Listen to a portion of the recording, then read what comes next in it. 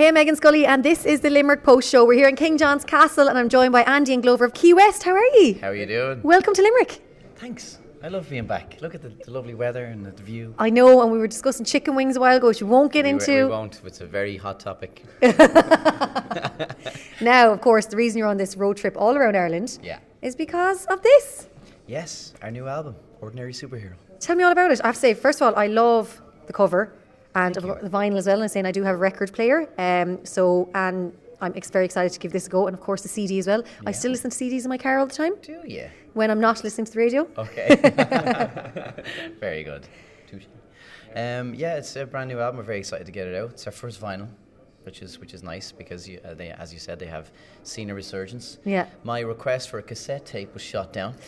Which I've seen a lot of people doing. Billie Eilish is after bringing out a cassette tape, isn't she? I think I was ahead of the curve with the suggestion. It was a while ago. They were like, what would we bring out a cassette tape for? And now I am proven right once again. Well, I'll actually tell you, in the Limerick Post kitchen, there is an old CD ghetto blaster thing. I actually saw it this morning when I was making coffee, and I was like, why is that there? But it has a cassette player in it. Right. So there you go. Yeah, could have been playing it on there. Isn't it funny to see, though, how all the retro stuff is really coming back? I think because everything, do you know in Japan, it's still massive. Everything, like CD sales, they still have Blockbuster Video. They still have DVDs. They still rent. And I think it's also considered one of the most technological cities. Tokyo is one of the most technological cities in the world. And yet, everything is still so tangible. And it's because, I think, for the same reason now that we're getting so technological and everything is so like up in the air and your music's just on your phone or whatever, people are looking for something to cherish. And as you said, Japan's hot topic right now, obviously the World Cup, and someone I know was there recently, and apparently in every street corner there's vending machines where you can just buy anything you want, so you don't have to go into a shop anymore. Anything? Like literally it's meant to be amazing. As you said, it's so advanced. Yeah, it's very advanced. And apparently it's super safe as well.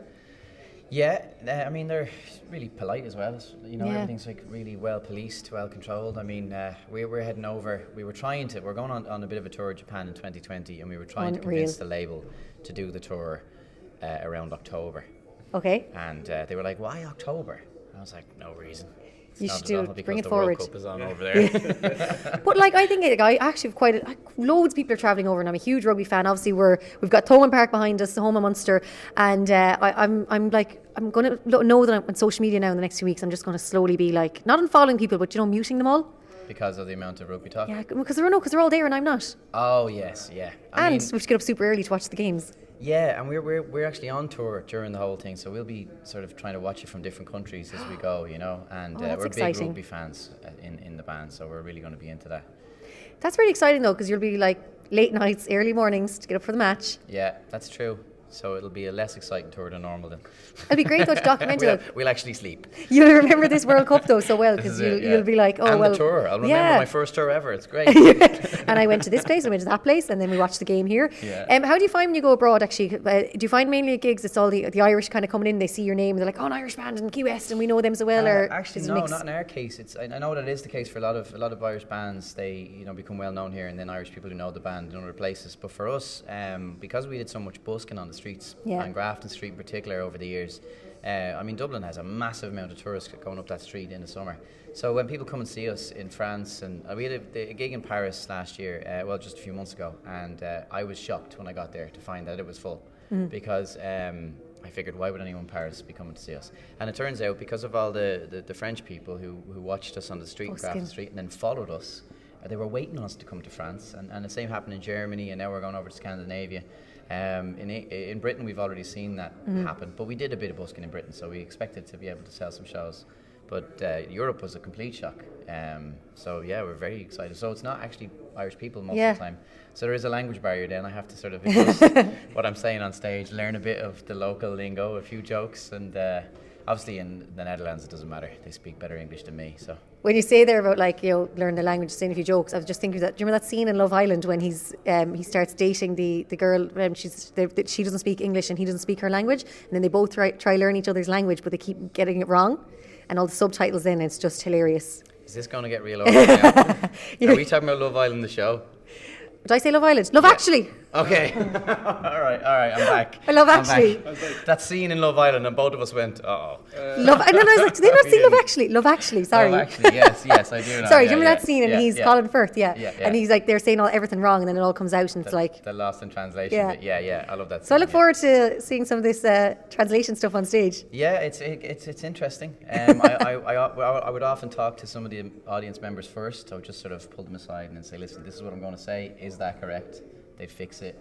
Then I try and say it on stage. You're definitely going to be saying some of the wrong things on stage. Oh, definitely, because by the time, in the time I speak to them, to the few drinks I have before I go on stage, you know, who knows what comes out then when I get on the stage, you know? Oh, I cannot wait for it. Now, I have to ask you about, we're talking about busking there, and obviously you've seen what's going on in Galway at the moment, the busking bylaws. We just spoke about that on the way down, actually, yeah. It's like, I think like for cities, it's terrible to see it happening because cities like Galway, and then of course you Grafton Street, like busking is basically where you guys kicked it all off for you, and it's a huge fee. And I think now when you guys go back busking, you know, I know you do it every so often, it's like always massive crowds turn up because it's like, you know, everyone's just like, oh, they're back and they're here again. So I think it's like, it's sad to see for music, but I wonder what's going to happen. Look, for me, it really angers me because it is as simple as this. The politicians in all the cities that end up engaging with this and putting it in haven't a notion of what's going on the street. They don't even bother their arses to go onto the street and have a look, ever. They never do. The complaints coming in are coming from a couple of people. You were talking about a couple, like, when you leave reviews for places, let's say on Google, right? I only realised this the other day. I said to him, he was asking me, what are you doing? And I was like, I'm reviewing all the positive places I've been to. And he said, why are you doing that? And I said, because I just realised I only ever leave reviews when I'm angry. It's true. And I'm being a hypocrite because I used to give out about people complaining when it comes to like, oh, the busking is too loud or whatever, and they'd complain. And it's the same few people, a few misers in a couple of shops and businesses that complain. The money doesn't really go down. They can never show that. And nobody ever takes the public into account, or the tourism, or the culture of the city, ever. And the guys in the council, they're just concerned about their seats. Yeah. And a lot of the time they need funding. A lot of the funding comes from certain businesses. It's a joke. I mean, the whole thing's a joke. So you should all be ashamed of yourselves down in Galway Council. Same in Dublin. It's an absolute joke. We don't busk anymore, so we don't have to be nice to them. But I used to have to play ball, so they wouldn't. It's awful. Well, I think now, I'm just going to put it out there, I think that we should invite all musicians to Limerick. There's no laws in here in Limerick yet. Get them all down here, and let's get the busking and the party going in the streets of Limerick. I mean, is it ever that bad? Like when they're busking in the streets, is it ever that bad? What emergencies have happened in the last 10 years in Galway? Oh, we're blocking the streets. People will move. And have you ever been? Yeah, exactly. Street, like it's. And have you ever been on Shop Street after hours when there's busking going on? And the sing-songs are unbelievable. I have stopped on my way from going from one pub to another, and there's a sing-song starting, and then suddenly we all just get into it. Yeah. And it's the most enjoyable experience ever. And I think then, I remember then like one night in particular singing a song with everyone, and afterwards, when I look back at that night, all I can remember is the highlight that night, not all I can remember because whatever, but the highlight that night for me was busking on the street, out busking and singing. Absolutely. And that, like, I don't really recall what bars I went to that night, but that moment for me and my friends, it was just brilliant. Look up the reviews of Galway on TripAdvisor. Yeah. And tell me that every single review doesn't talk about the street performers. Exactly. And the atmosphere. And everything gets blown out of proportion. It's sledgehammers to crack walnuts all over the place. And the councils will say, oh no, sure, this happened and this. There is nothing bad has ever happened from street performers on the street. Yeah, that's absolutely true. So I get maybe late nights if they're keeping people awake or whatever. I live across the road from Temple Bar. I mean, the pubs keep me awake. Yeah, and you kind of know when you're living somewhere like that, you know what you're getting yourself into. And if you're not willing to put up with noise, then there's probably no... The world has gone mad. We'll just start a big busking party here in Limerick, and we'll get everyone from all over down, and we'll set up on all the various streets, and we'll just have an absolute session. Absolutely. Make Limerick the new busking capital. Well, I just think there's an opportunity right there, and I'm from Galway myself, but I'm just saying, I think now we need to capitalise on this. This is it. We might get you guys down some other day to kick it all off. How about it? We'd love to. Right, now, I know you're going to perform a song for us. What are you going to perform and why? It's a new song. It's a song called C'est la vie. And it's our brand new single that gets released very soon. And it's about sort of like, you know, when life gives you lemons. Yes. Make Coca-Cola. Is that the phrase? That's how it goes, right? Yeah, something like that. That's how it goes. Or else, like, if life gives you lemons, squeeze them onto your fresh fish. Fish. Another one. Yeah. When life gives you lemons, get some fish. There you go. That's a great phrase. Keywest, thank you so much as always. Obviously, you're Keywest on social media across all the social media channels. Yes. And where is the album available? It'll be available in all the usual places, obviously online, and local stores. And we're also going on tour soon. We don't have a Limerick date yet, but we're hoping to. We're going to work on that. Well, we're going to start with the busking as well. Yes, we'll start with the busking. And so yeah, just keywestofficial.com to check on where we're going to be or when the album is out, anything like that. Social media, Key West Official. Andy Glover, thank you so much for coming to Limerick. Thank you very much.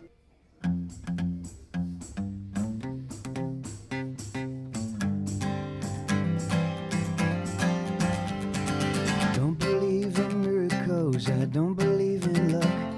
I've never been a prodigy and I ain't done no much. I'm saying, say la vie, say la vie. Called a man of knowledge, but I don't wear a bespoke suit. And I'll bite my nose, spite my face, and speak my point of view. I'm saying, say la vie, say la vie. Oh, when the rain pours down and you don't know why, 'cause there ain't a cloud in the big blue sky. Mister, play it safe, faith is all you need. Life will go on, say la vie, say la vie, say la vie. I see things with clarity, but no one understands. And my job brings out the worst of me, and God laughs at my plans. I'm saying, say la vie, say la vie. Heavy head still wears a crown made out of thorns. My friends all try to drag me down like I've been misinformed. I'm saying, say la vie, say la vie. Oh, when the rain pours down and you don't know why, 'cause there ain't a cloud in the big blue sky. Mister, play it safe, faith is all you need. Life will go on, say la vie, say la vie, say la vie. Life will go on, say la vie, say la vie, say la vie. Oh, oh, say la vie.